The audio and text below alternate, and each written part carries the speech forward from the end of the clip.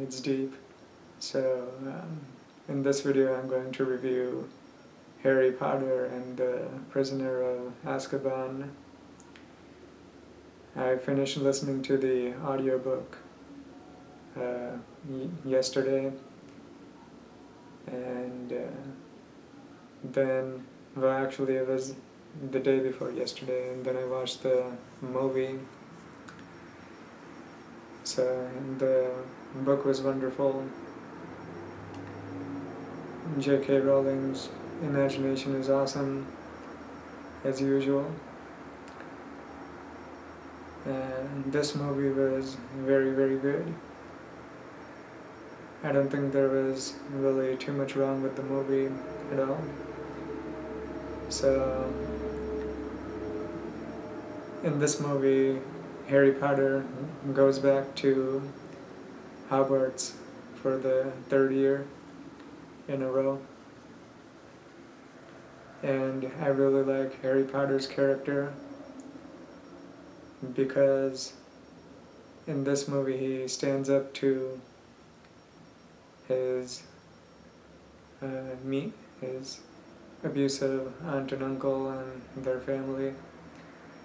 Like in the very beginning, they're visited by his uncle's sister, whose name is Marge. His uncle's name is Uncle Vernon Dursley, and he's like a really mean person to Harry, because he doesn't allow Harry to do a lot of things. In the first movie, they had him trapped in a cupboard underneath the stairs, and his cousin always bullies Harry as well. But now that they know he's a wizard, they leave him alone more often. So what I like about Harry is that he's able to stand up to them in this movie, because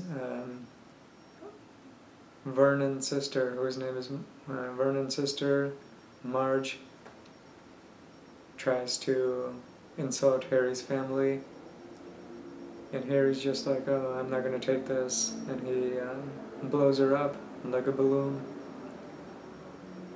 and she flies up into the sky. And then Harry runs away. So I like that aggressiveness about Harry. He deserves to be treated better and respected more. Then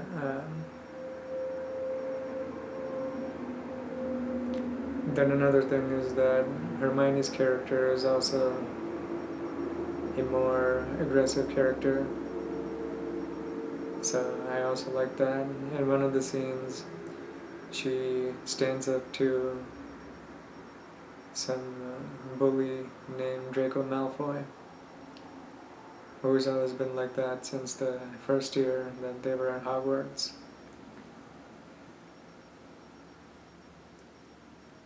And she punches him in the face.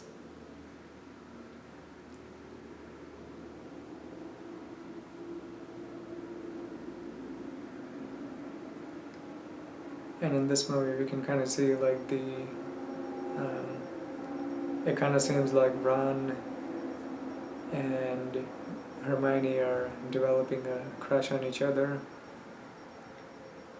because Hermione accidentally grabs Ron's hand during one of the scenes, and Ron is acting like he doesn't really like Hermione at all. He's saying that she's mental and all of that kind of stuff. So I think that's kind of cool.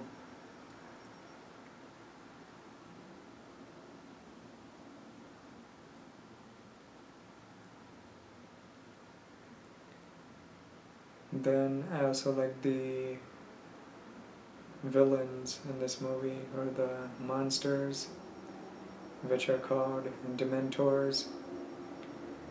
So they're like these flying black, ghoulish kind of things that go up to a person and then they just suck the life out of them. They're a lot more dangerous than all the other monsters from the previous two films or stories.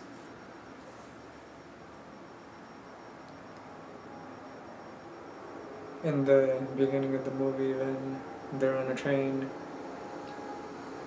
a Dementor comes into the train and tries to suck the soul out of Harry, but one of the professors is sitting next to Harry and he stands up and, does his magic, which I thought was cool.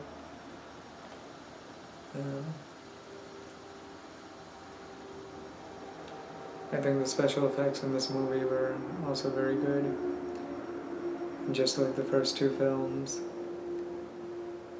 And the movie followed along with the book pretty well.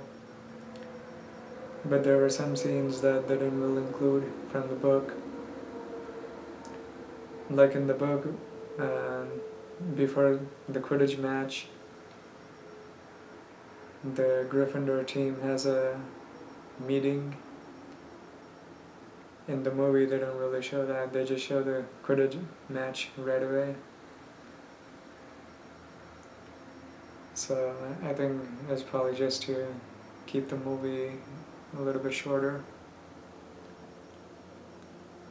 I mean, I wouldn't have minded if they added more scenes to the movie because I would enjoy watching a really long Harry Potter movie. So I think if they included all the scenes, it would have been at least 3 hours. But the movie came out to be about 2.5 hours, even with what they showed.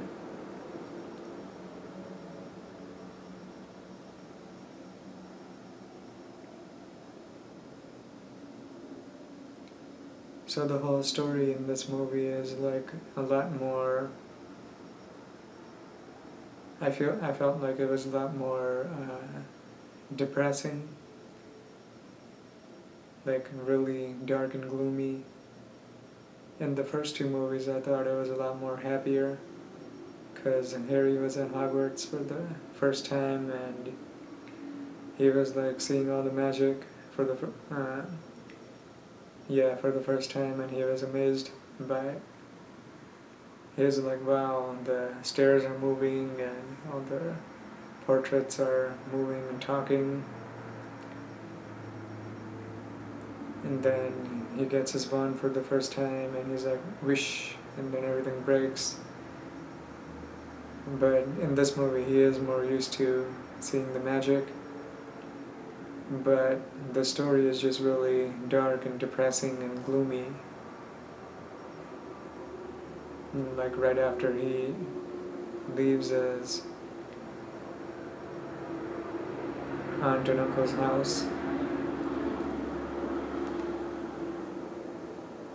because when he goes out onto the streets he sees a werewolf, and he sees a regular wolf, not a werewolf, in the park near the neighborhood.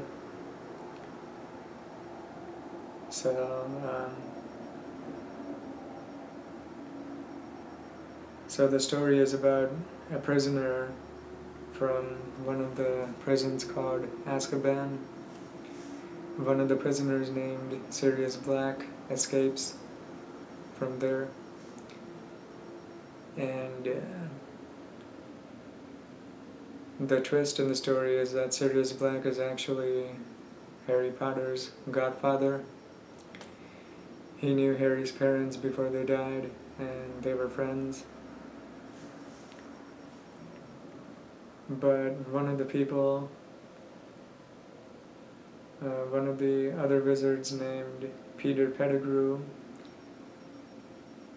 was allied with Voldemort, and he told Voldemort, where Harry's parents were. So then Voldemort was able to go and kill them. That's what is revealed in this movie and in the book. So Sirius Black was framed, but he was innocent the whole time.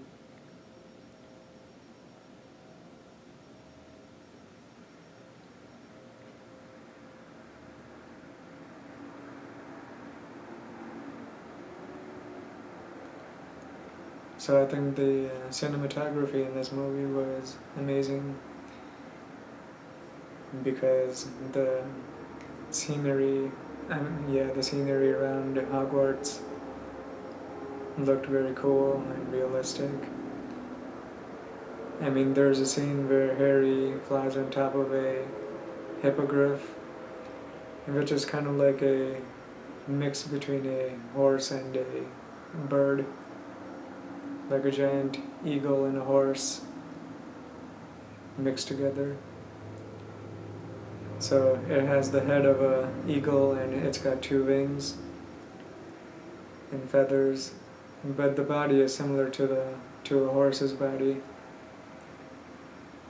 Now, I could tell that thing was mostly just CGI, but it was still pretty realistic and cool scene to watch. So Harry flies on that first, and then Hermione and Sirius Black also get to fly on that.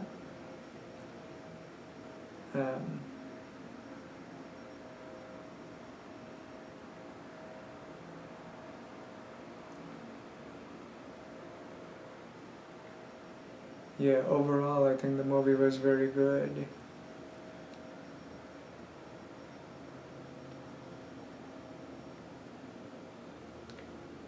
So I think I'm going to give this movie a 9.5 out of 10.